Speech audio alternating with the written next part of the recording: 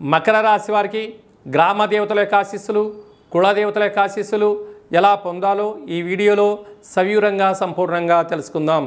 మకర రాశిలో ఏ నక్షత్రాలు వస్తారనగా ఉత్తరాషాఢ నక్షత్రంలోని 2, 3, 4 పాదాలు, శ్రవణ నక్షత్రంలోని 4 పాదాలు, ధనిష్ఠా నక్షత్రంలోని 1, 2 పాదములు కలిపితే మకర రాశి అవడం జరుగుతుంది.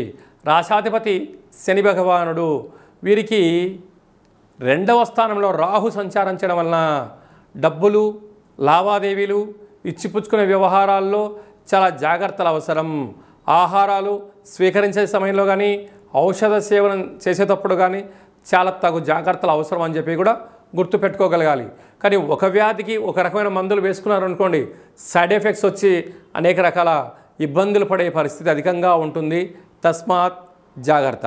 అలాగే తృతీయంలో శని భగవాను ఉండడం వలన తల్లిదండ్రుల యొక్క ఆశీస్సులు, గురువుల యొక్క ఆశీస్సులు, కులదేవతల యొక్క ఆశీస్సులు పొందే మానవ ప్రయత్నం చేయండి. అన్నింటా విజయం కలగడానికి చాలా సదావకాశాలు ఉంటాయి. పంచమ స్థానంలో శుక్రుడు సంచారం చేయడం వలన నూతనంగా వివాహమైన వారికి పుత్ర పుత్రికా సంతాన యోగము, చదువులు, అభివృద్ధి, బంగారు ఆభరణాలు, పిల్లలపైన పెట్టుబడులు, షేర్లు యోగదాయకం. 6వ స్థానంలో రవి భగవానుడు, అలాగనే దేవగురు బృహస్పతి సంచారం చేయడం వలన ఒక్కోసారి మీపైన మీకే నమ్మకం లేకపోవడం. ఇది చెయ్యొచ్చా చేయకూడదా, చేస్తే ఏమవుతుంది, చేయకపోతే ఏమవుతుంది, పెట్టుబడులు పెడితే ఏమవుతుంది, పెట్టుబడి పెట్టకపోతే ఏమవుతుంది అనేది మానసికమైన సంఘర్షణలో ఉండే పరిస్థితి ఉంటుంది. కనుక ఇలాంటి సంఘర్షణ ఉన్నప్పుడు స్వయం నిర్ణయం తీసుకోకపోవడము ఉత్తమోత్తమం. కొంతకాలం మీరు ఎదురు చూసి కాలం కలిసి వచ్చినప్పుడు మీ యొక్క కృషి ఫలించినప్పుడు భగవంతుడి ఆశీస్సులు ఉన్నప్పుడు పనులు ప్రారంభించడమే యోగదాయకం అని చెప్పి గమనించాలి. 7వ స్థానంలో బుధ భగవానుడు సంచారం చేయడం వలన వృత్తులలో, ఉద్యోగాల్లో, వ్యాపారాల్లో పెట్టుబడులు ఆకర్షణీయంగా ఉండబోతున్నాయి, గమనించగలగాలి.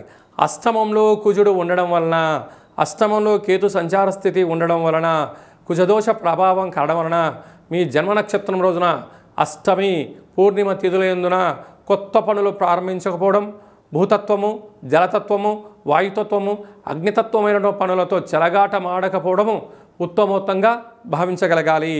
ఆవేశం తగదు, ఆలోచన అవసరం అని చెప్పి గుర్తుపెట్టుకోగలగాలి.